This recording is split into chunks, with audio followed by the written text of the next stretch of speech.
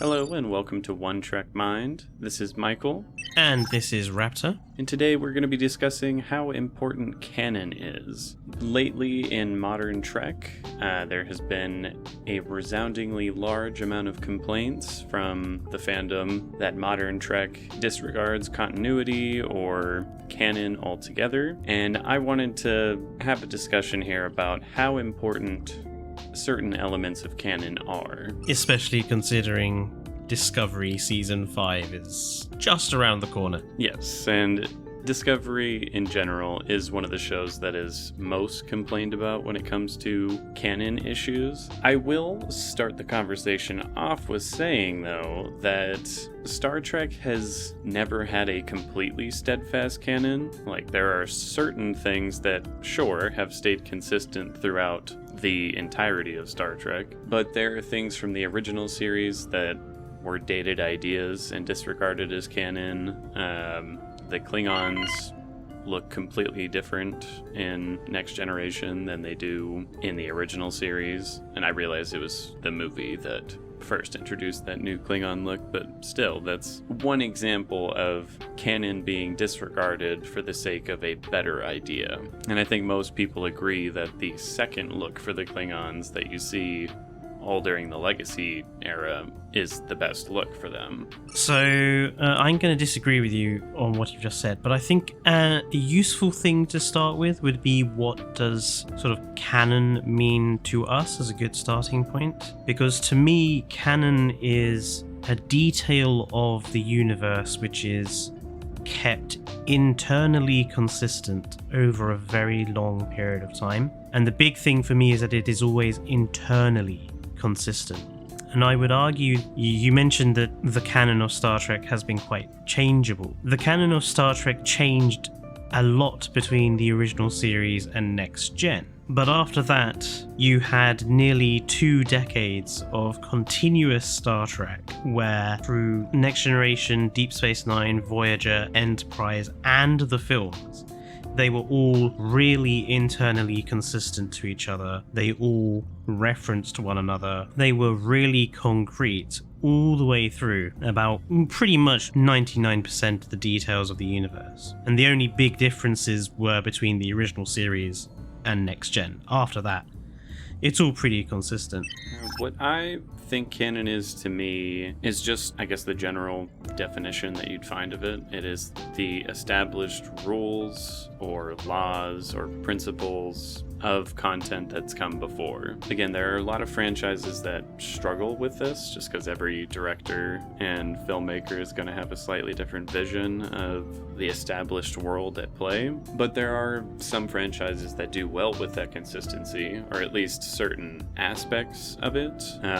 Again, the Marvel Universe does, or at least did, do very well with having established rules on like what consequences or lack of consequences would occur out of certain events, how certain power sets worked, what the established relationships between certain people were, etc., etc. And again, there's other franchises that have tons of in-canon issues with consistency or not. Midichlorians springs to mind. I was gonna say, with Star Wars, the Force is a weird one where I feel like it's very consistent in canon and lore. Like, nothing they establish now or then breaks the rules of what it is. It's just something that they continue to delve deeper into, like explain how it works and why it works and all these various aspects, just to go further and further in depth on what it is. But canon-wise, it stays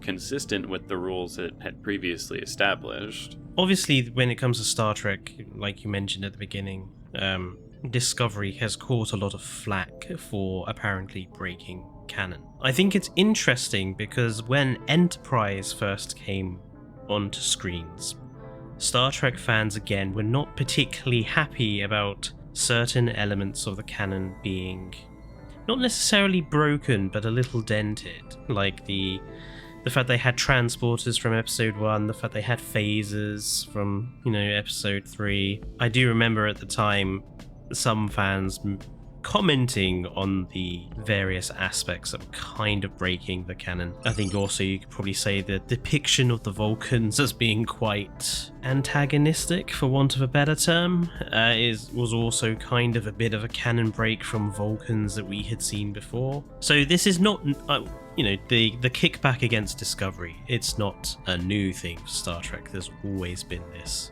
issue of things going wrong with the canon. But at least as far as I'm concerned, a lot of Enterprise was still quite fairly consistent. The design of the ships, the technology, how it worked, the depiction of the alien races, especially the Klingons, the Romulans, was all fairly consistent to what we saw with DS9, Voyager, Next Gen. Then we had that break and JJ comes along, and I think it's fair to say JJ had a very unique perspective of what Star Trek should look like. In other words, he wanted it to look like Star Wars because, as he said, like quoting him directly, he never wanted to make a Star Trek film. He was never into Star Trek. So he came in with a very different view of what Star Trek should look like, and it was lens flares everywhere and insides of the ship that in some cases looked like they were designed by Apple, and then in other cases looked like they were on concrete building sets and breweries, literally breweries. I mean, it's interesting because he technically didn't break any canon in those movies, though. No, that's what I was about to mention. Like, even though... Go out of their way to avoid that problem. Even though it was all very, very radically different, the fact that he did the clever thing of it's an alternative universe meant that they could establish their own internally consistent canon. And I would actually point out, even though it's an alternative universe, like the ships in JJ's films, they still look distinctly like Federation Star Trek ships. They have cylindrical nacelles and they all have relatively familiar shapes. Yes, the Enterprise looks a bit more extreme in some design aspects, but side by side with a traditional Connie, they look the same. They don't look radically too different. So even though it was a completely different universe, there were still obvious, clear elements that were canonically similar. And then Discovery came along. Again, I just think Discovery made the fatal mistake of placing the show like 10, 15 years before the original series. That's just a time period that gives you nothing but brick walls to overcome in terms of canon. Because it's like, oh, we want to do these cool things with holographic projections, and we want to do these cool things with a spore drive and forgoing warp travel altogether. And having that supposedly come before the original series, where technology and canon in general is radically different from that, it's very, very jarring. It's one of those things where the filmmakers are clearly telling you to just let it go, like let that bit of canon go and just go with the ride and enjoy what we're trying to tell in this era of Star Trek. But again, I feel like they could have avoided pretty much all of these issues if they had just picked a different time period. Like, just go 100 years after Voyager ended. There you go. Now, pretty much no one has any questions of like, how is that technology existing here? They shouldn't have a holodeck. They shouldn't have replicators. They shouldn't have this or that or this. Well, now you can, because you're not 10, 15 years before any of that stuff was ever supposed to happen. Or in some cases, like 150 years ahead of when it was supposed to happen. Yeah, and it's very clear that Discovery, and in some respects Picard as well, took a lot of design elements for the way things were supposed to look from the JJ films, like in terms of how the bridges look and, you know, design features like the all ships now have windows on the front. The windows are nice, but just let them have windows. It breaks the canon. That's a bit of canon. I'm like, it's fine. It's a window. It's not an established rule that they've talked about on screen multiple times. Like, it's just a window. I do appreciate that it's a very small bit of canon breaking. But the problem is, when it's inside of a show, which makes a lot of canon breaks, they all pile up. Like, if it was one or two things... True. And that's one of my biggest problems with Discovery. Like, I understand that you can't make everything look like the next gen or the original series forever. You know, production budgets and what modern audiences expect and everything else are going to result in changes. That's fine. And I think Star Trek Strange New Worlds demonstrates how you can maintain, just taking the bridge as an example, the look of the original series on a higher production budget. Like the bridge in Strange New Worlds has a great amount of connection to the original series bridge, down to the semicircular pattern of controls on the consoles like the original series had. You know, a good example of improving the production value. Is that the right word? You're the movie buff. I would say that's about right. Yeah. That's a good example of improving the production value of the show while maintaining the canon. That being said, that show also does break some canon rules, which I want to discuss. I have seen some people online get very, very upset about. I want to discuss one in particular in a minute because it bugs me personally. I mean, again, every canon break I've seen from Strange New Worlds in particular has not bothered me. I'm like, all of them? Maybe like one or two where I was like, that shouldn't have happened. But again, in general, the canon on that show does change. Like, they're not keeping it 100% consistent with the original series, but the changes that they make are fairly minor, so it doesn't really bother me. I don't care that they have replicators on the ship. I'm like, all right, whatever. Like, it's fine. My problem with Discovery is that it not only just goes ham with the canon rewrites, but they rewrite a lot of things that really they didn't need to bother messing around with. Like, they choose really silly things to rewrite, usually to make something work in the episode or to make Burnham more important somehow. Or like the spore drive, why was it necessary? Like, they almost got sued over it because somebody many years ago made a video game about a starship traveling through space on mushrooms with a tardigrade in it, and the only reason they didn't get sued was because, you know, Paramount has enormous amounts of money and lawyers and basically got away with it. I mean, I do doubt personally that they saw that game and said, oh, we're going to take that idea.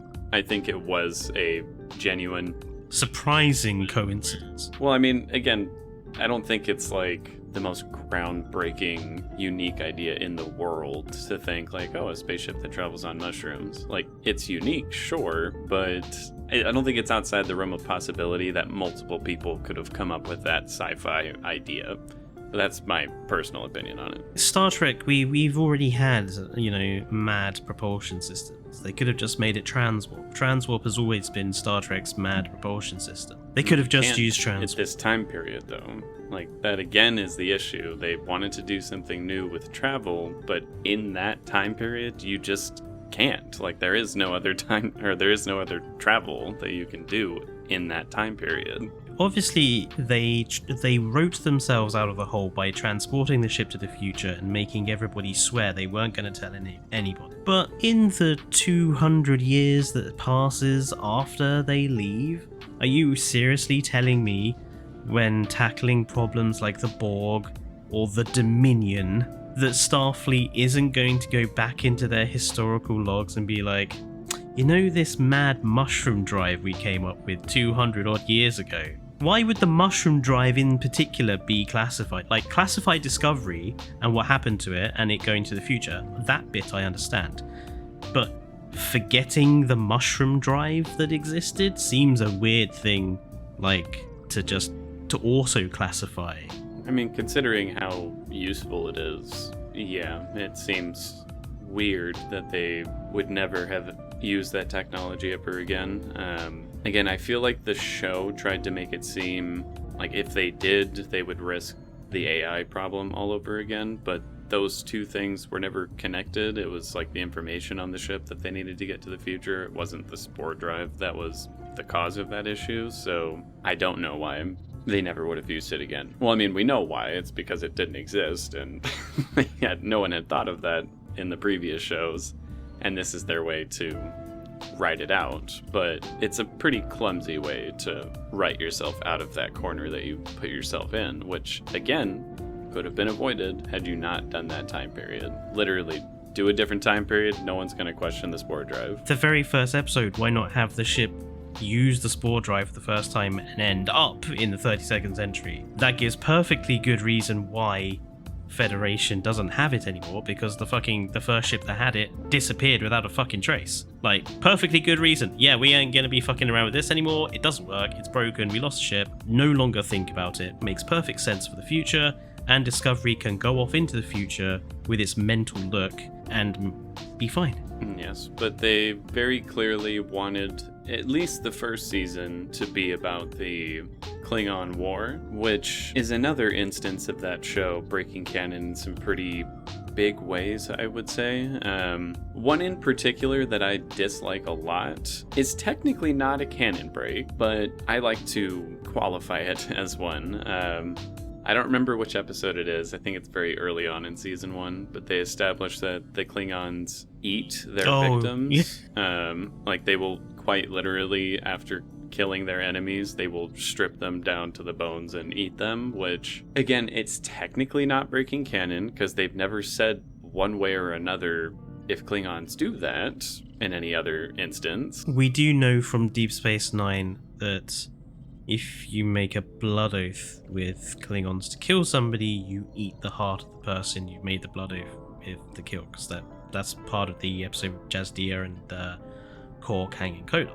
That's true. But it is very specifically just the heart, not we're going to cannibalize the whole body of the person we've just killed. Yeah, it's a little bit more extreme how it's presented here in Discovery. And again, it's one of those weird issues where I personally take issue with that portrayal of the Klingons, but I can't really say like, oh, it's breaking canon, because for all we know, maybe they were eating their enemies in the Legacy series and everything. It's just something that was never brought up or seen. I personally doubt it, but again, I can't say. Like, now canon is established that they, at least at one point, did eat their enemies. But there are other aspects of the Klingon culture that... Caring for the dead body springs to mind. Yeah, like there are other aspects of canon there that they did just straight up change or break, like caring about the bodies of their fallen warriors, like putting them all over the ship. They very well established in canon that once you die,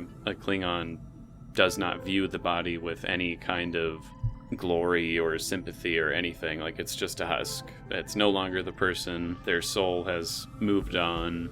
The body is just something to discard. It's not important whatsoever. The other being that they apparently like shaved their heads during war. This definitely felt like something the writers had to do initially.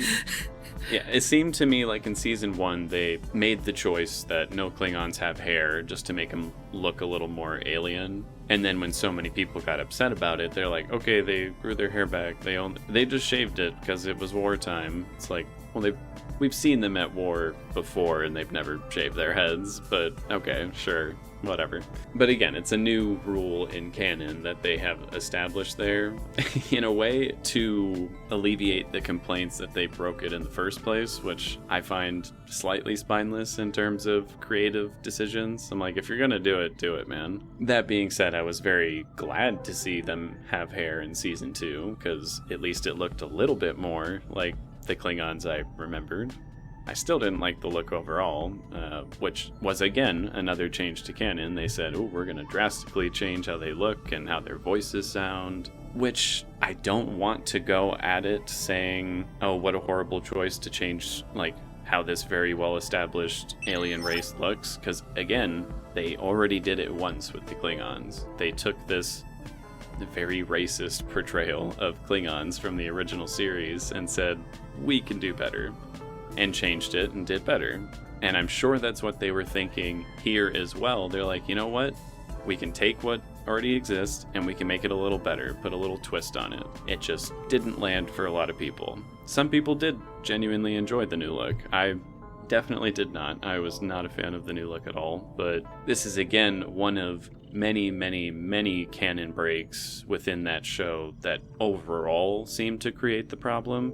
Again, Strange New Worlds has its canon breaks, just not so many of them that it becomes really distracting. Discovery hits that point where so much is changing that it becomes difficult to immerse yourself in the story and enjoy what's actually happening, because you're just constantly thinking of, wait a second, I watched, hundreds of hours of this stuff before, and that is breaking the rules, man. I mean, for one of the elements that came out of Discovery for me being, I have a personal interest in Starship design, not just Star Trek, but Star Wars, the Orville, Stargate. I'm a Starship guy. I like a good bit of Starship porn. The starships in Discovery look dreadful. They don't fit in with what we know as Federation ships, with these horrible rectangular warp nacelles that look like bricks, and Discovery herself has enormously long nacelles for no reason whatsoever. That just have massively long ones because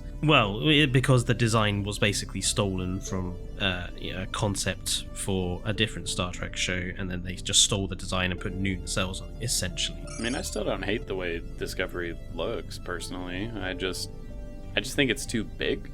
Like, there are a lot of times compared to other ships, I'm like, why is it so big, dude? Like, this ship is massive. There are way better fan designs of Discovery's class, which kind of make it fit in better with even with its own time period, let alone the original series. The Klingon ships look nothing like Klingon ships.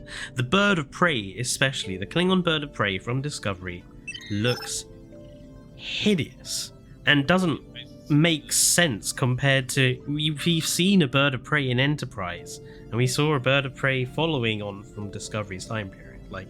They look relatively similar. And then in the middle, you have Discovery's Bird of Prey, which looks hideously ugly and doesn't relate to either the one that came before or the one that comes after. I mean, there are design choices about the Bird of Prey that does look similar. Again, it does have the two-wing design with the feathers look underneath. I'm almost positive. Are you sure you're talking about the right one? Because maybe. I mean, to me, the Discovery Klingon Bird of Prey looks more like a Death Glider from Stargate. Oh, it kind of does, actually. Or an X-303. And when you see it next to the traditional Bird of Prey and Enterprise's Bird of Prey, the Enterprise and traditional Bird of Prey look very similar, and you can see where the design has progressed and evolved. If you try to put Discovery's Bird of Prey in there, it's kind of difficult to see how they've gone from that to that and then to something completely different afterwards. Yeah, exactly. I mean, again, it is definitely them changing the canon, saying this is actually what it looks like now. It was nice to see the D7s back on screen, and the D7s do actually look like D7s, which is nice. But the other ship I want to talk about is the Constitution Enterprise, because something a bit funny has happened. Discovery redesigned the Constitution class to look like it does in Strange New Worlds and Discovery, but then Picard Season 3 gave us the traditional look of the Connie, which we saw from the original series, which was established to be fact in Deep Space Nine, and Picard Season 3 seems to say, actually, the Connie is supposed to look like this. So we have two designs of Constitution, both of which two modern shows are claiming as correct and canonical. Now, it's possible Discovery's Connie could end up looking, at least externally, like the Connie we know and love. Maybe. But to do that, it would have to shrink to about half its size. Because, like you mentioned, everything in Discovery is overinflated in terms of size, and the Constitution class is now double the size it used to be.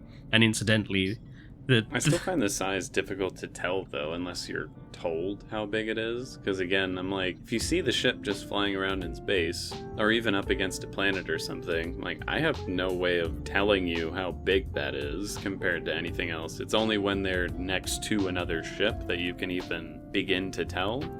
But honestly, if you sized every ship up at the same percentage or proportions, then you wouldn't really be able to tell. You're like, okay, well, they all look the same. I'm told that it's 200 meters bigger, but it looks the same. I just think it's funny that the two most recent shows have radically different opinions on what it should look like, and therefore have become non-consistent with each other. Well, see, this is one of the reasons I think strictly adhering to canon is sometimes a bad idea. Because, again, Picard Season 3 showed us the, original Constitution class as it appeared all the way back in the 60s. And then when they go onto the bridge of the Enterprise D, again, it's not like they modernized that the same way they did with the Strange New Worlds bridge. They made it look exactly the same as it used to back in the 80s and 90s, which does make you question, like, one, why does it look so different in 20, 30 years? Like, how did we go from having carpeted ships that look like a fairly low budget set to ones that are now like chrome covered and super sleek and all these different things? Very Sithy. Again, I prefer the Strange New Worlds method of taking that canon where it's like, okay, make them look similar, like have a lot of the same design elements come from the same spots so that it's easily recognizable, but modernize it. Make it updated for the new audience. Does that break canon? Technically, yes. You are saying it actually didn't look like that back then. It looks like this. But it just makes for a more immersive viewing experience, one that's a lot less distracting, I feel like. Because again, when you have one show telling you, oh, things from that era and everything, they looked exactly as you saw them way back in the 80s. And then you have another show coming out around the exact same time saying, no, it's actually modernized and looks like this instead. It's very distracting. And to me, that does say both, like, the showrunners for each of those shows are not communicating with each other very well on that kind of stuff, or they just don't really care and they figure, the fans can draw whatever conclusions they'd like. Like, my personal current headcanon is, eventually the designs of everything from Strange New Worlds and Discovery gets, like, smoothed out and does look like the original series at some point. But if we get to, like, a season 5 of Strange New Worlds and they reach the end where, you kind of have the handoff between that show and the original series, and it does still have the modernized look, then there's just lots of questions where you're like, okay, so which one is right? Like, which one is the real canon? And then that goes back to what I was saying about, like, if you are going to change canon, stick to it. Like, change it for a good purpose. Like, changing the design of the Constitution, the original Constitution class, smooth, no texture, no detail, very simple. I have no problem with changing the way it looks, but just make that consistent. When you change it and then a show later return it back to what it was originally, it's like, for heaven's sake, just stick to it. It's one of those ways that, like, canon is very difficult to pull off, because when you have franchises that last as long as something like Star Trek, again, there's so many rules and so many aspects of the previous content that you have to keep in mind while you're making the new stuff. Like, I can understand why it would get very difficult, or some mistakes might be made in that particular case. But because they're making so many new shows at the same time, and there is so much canon and lore that's come before, like, it's something they need to be really, really aware of. Communicate with the other shows, hey, I'm doing this with canon and I'm changing this.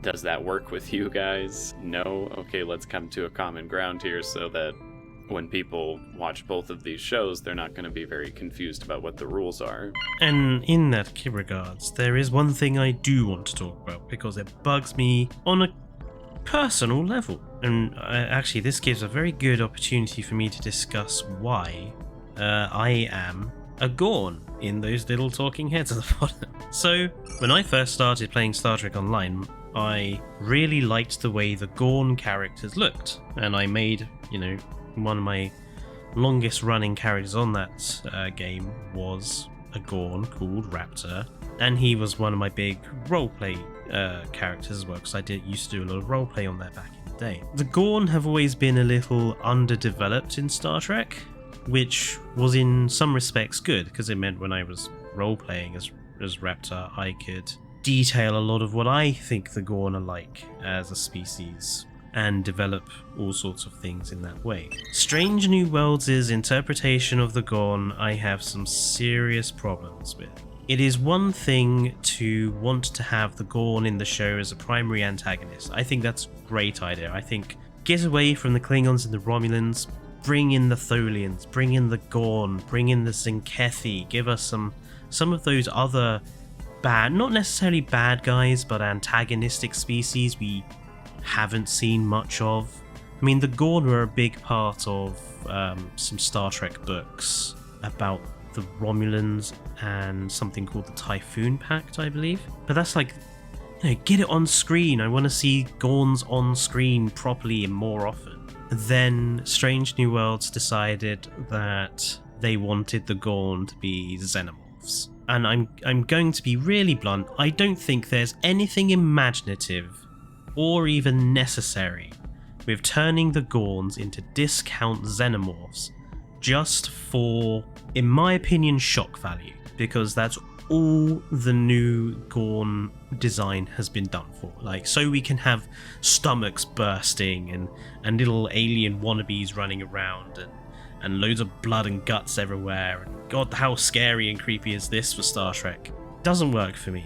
You can't just make a species into a xenomorph and get away with it. It's really obvious what you're doing. Yes, the more recent Gorn episode, we've actually seen something approaching more of a traditional Gorn figure, but still, that does call into question certain elements of what has already been mentioned. Like, Dr. McCoy, I believe, mentioned helping a Gorn give birth. If we are to say that is true, so he was there to help a bunch of Gorn babies burst out of some poor person who's been infected with them, is that now what we have to assume?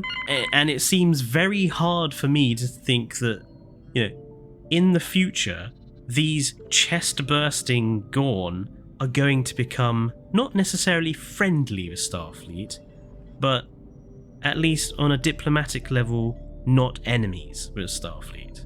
Yes, it's possible that Star Trek Strange New Worlds will go into some quite good storytelling and explain how we get from there to there, and maybe these xenomorphic Gorn, quite like that actually, xenomorphic Gorn, maybe these xenomorphic Gorn are perhaps, maybe they're not true Gorn, maybe they're a mutation, or maybe they're an offshoot or something, who knows.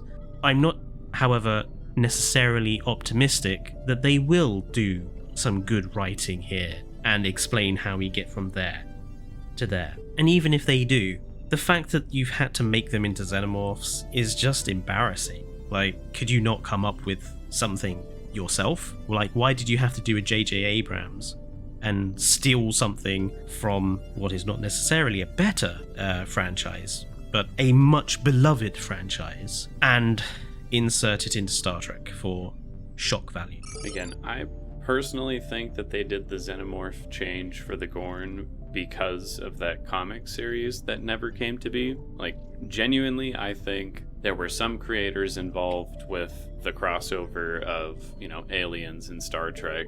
They were really excited about it. Never ended up happening, and the showrunners or filmmakers for Strange New Worlds either heard about that or were a part of that when it was canceled and said, all right, this is our chance to put the xenomorphs into it. We'll just establish the Gorn as a certain type of xenomorph. I do genuinely dislike the decision, though. Not really for design reasons. Again, I think the idea of the Gorn being like quadrupedal when they're young and then start to develop into a more Gorn traditional look as they get older and everything, I was mostly fine with those changes. Like, it wouldn't have been my first choice, but I was like, I can roll with that. That doesn't like destroy it for me. But the very, very obvious xenomorph references and traits were just too much. It's one of those cases where breaking canon, I think, is slightly unforgivable, because the original series episode that introduced the Gorn was all about how they are not just monsters. Like, they might look very different and be very brutally strong and in many cases very aggressive, but they are not just evil beings that are, creatures from deep space that need to be destroyed. The point of that episode was this other Gorn that he's fighting is also a captain, is his own person, and isn't, just some other thing. So I very much dislike that Strange New Worlds, at least thus far, has been like, no, actually, yeah, they're just some other evil monster. It's like, the whole way we introduced them was saying that that's not what they are. So that's breaking canon in a way that I can't really get behind, because again, that's just completely disregarding what it comes from. That's not even like tweaking the canon and saying, oh, they look like this now, which I would have been fine with. That's them saying they're an entirely different thing than you had previously heard of. And I think for a lot of people, they kind of let it go because there's really only 2 episodes in all of Star Trek that have Gorn in them. Like, you have 1 episode in Enterprise and 1 episode in the original series. So for a lot of people, it's just like, oh, whatever. We barely saw them in the first place. Let's just pretend like this is the first time we're seeing them and this is what they're like. Which I can sort of understand. But again, as someone who does very much like the Gorn, based off of the small appearances that have been established in canon, this kind of dramatic change is too much for me. So yes, you were right. There is one canon break in that show where I'm like, no, I don't like that at all. It's a bad change. And in fact, Star Trek Picard has now made at least some Starship designs from Star Trek Online canonical as existing. Traditionally, computer games are not considered part of grander canon. Like, there's been lots of Star Trek video games. They're never considered canonical. But Star Trek Online, its ships have now been in Picard Season 3. So, at least in that regard, does that make Star Trek Online canonical now? I would guess only the parts that they want to only make the parts canon. they want to make canon. They're like, oh, sure, we'll take that ship. That's nice. All this stuff that happened with 7 of 9? Nah, that didn't happen. Like, we're not saying that that's canon. We'll say that the ship is, though. And clearly they're saying the Gorn are also not canon from that game. It's whatever they're doing in the shows, which is unfortunate because the way I drew your Gorn was based off of the game's design, because I think they're the best looking Gorn. So, yeah, canon breaks are just for the hell of it. It really bug me, and the Gorn especially. It's been one of the few elements from Star Trek Strange New Worlds that does bug me. On the grand scheme, I love everything about Strange New Worlds. I love the return to a less serialized storytelling method. I like the modernized look of the show that still is very the original series in terms of the design, the uniforms, the ship. It's the Gorn is one of the few things that does make me go, ugh. Yeah, I mean, I agree. Like, I think there's one other aspect of canon from that show that I don't dislike, but it poses a lot of questions that I hope they answer at some point, and that's just La'an's last name and how she interacts with other people. Because I'm like, that was kind of an established thing in canon in the original series that, Khan was not super like well known by the Enterprise crew, and here they've like gone out of their way to have a couple moments where it's like, oh, they know exactly everything about the Noonien Sings. Is it Sung or Sing? Noonien Sing. It's Khan Noonien Sing. Okay, Noonien Sung is Data's creator. Why did they do that? I don't know. Why did they do that? Anyways, but again, for me, that's one where I'm keeping an eye on it, where I'm like, you could fix this in terms of canon as you go, but we'll see. But again, I think in the case of Discovery, Picard, Strange New Worlds, none of these new Trek shows I think are intentionally disregarding canon or are saying, oh, we can do so much better than that.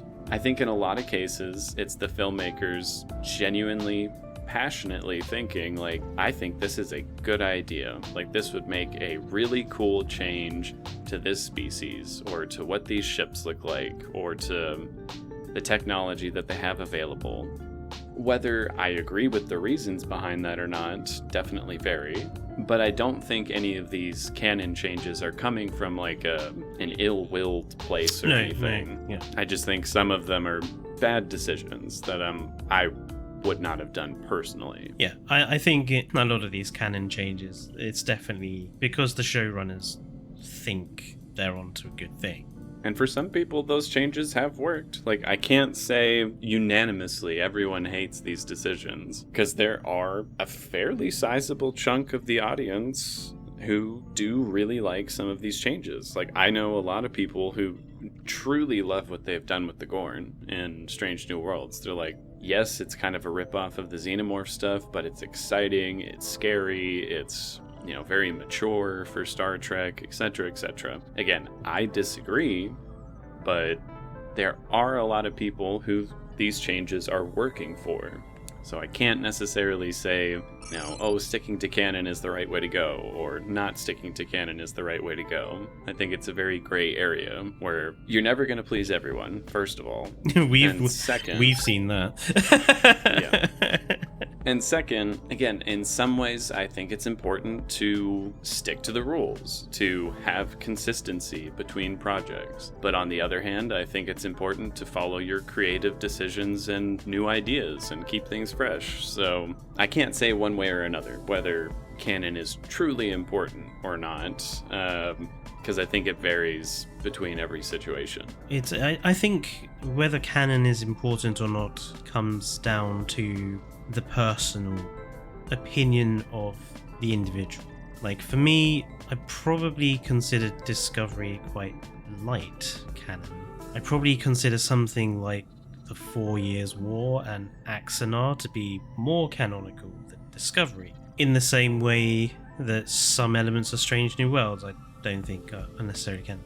I think there's an element of personal choice about what you choose to be canonical or not canonical. Because, I mean, I remember when, the episode of Enterprise where the Klingons lose their head ridges and that, and it's supposed to explain why they look that way in the original series.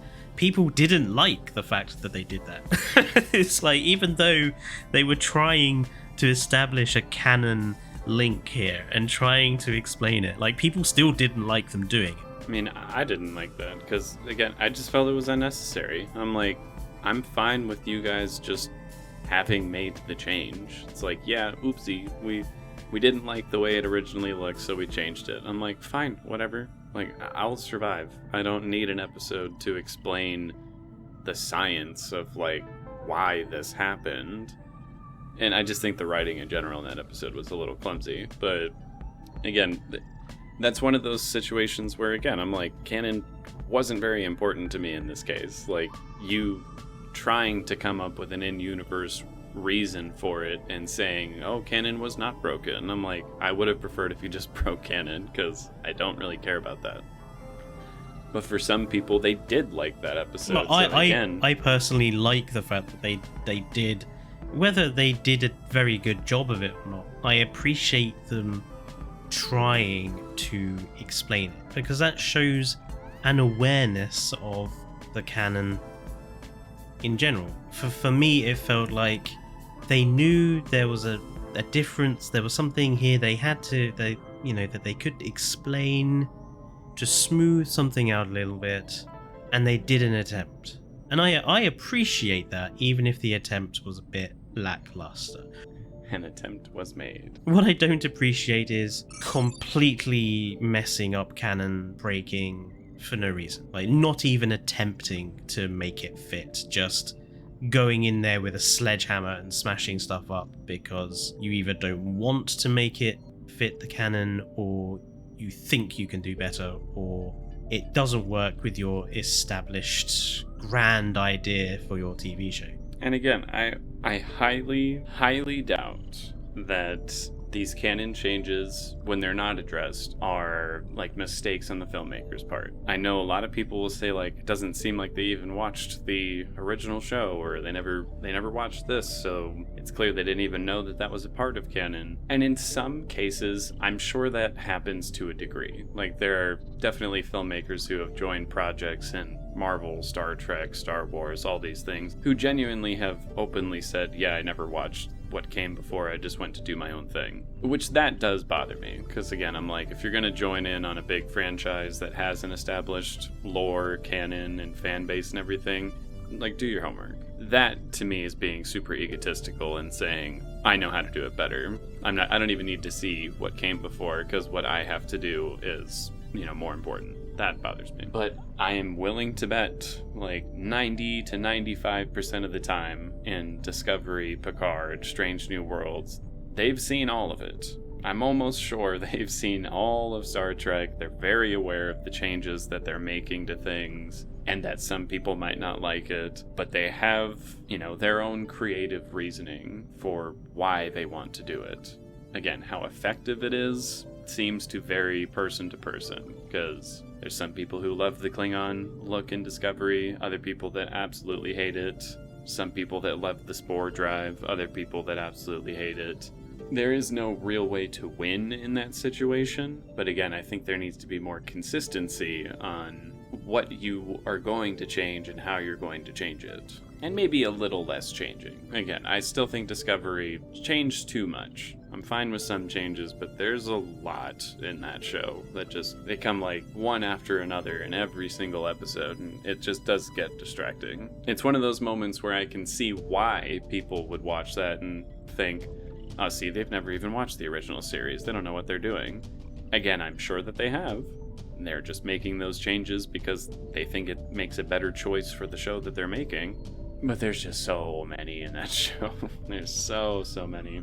And in some cases, again, I think following canon is a bad idea.